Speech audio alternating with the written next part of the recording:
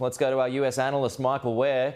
What are your thoughts on that? We've got a bit to catch up on here, Michael. So, yeah, he's gone to church. Will it be enough?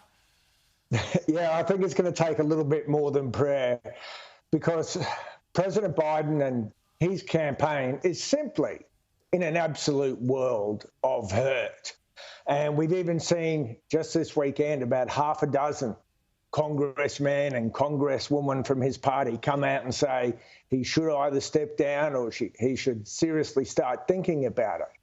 And the political reporting is that really this is his decision that he's decided only he's going to make. He said it's between him and the Lord Almighty. The pundits say the First Lady, Jill Biden, may be the only person who really has his ear.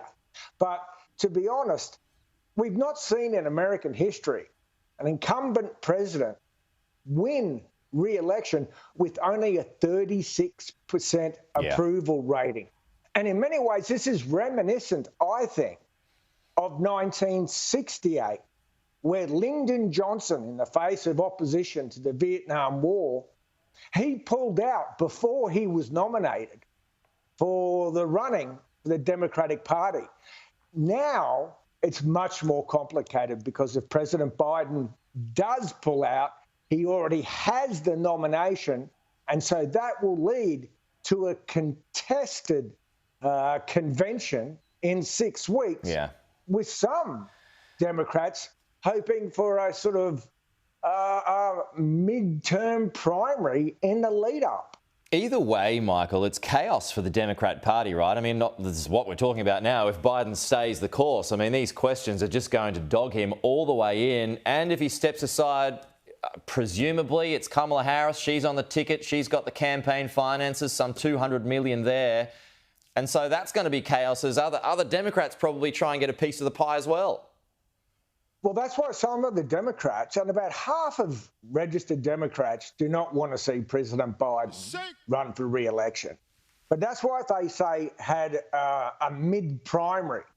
You could see Kamala Harris on a debate stage up against other Democratic opponents. And even if Kamala Harris were to assume the Democrat Party nomination, the other question is, who would be her running mate? And there's lots of names being bandied about, one of whom is the governor of Pennsylvania, which is a key swing state, and he's very popular there, but he doesn't have national name recognition. Another potential running mate is Gretchen Whitmer. Yeah. She's the governor of Michigan, and some believe that she could pull in not just Michigan, but other Rust Belt states like Pennsylvania and Wisconsin. So it's an absolute dog show what's going on right now within the Democratic Party. She couldn't choose Newsom, right? Because as I understand it, you can't have two from the same state on the same ticket. Yeah, and the other thing about Newsom is he's just not nationally popular. As one pundit said to me, or one campaign advisor said to me, you know, he wouldn't help them pull in a lot of votes because he represents to a lot of independents and you know, these educated suburban women that either candidate's going to need so desperately, to be such a figure of the West Coast that he wouldn't be able to gain national traction.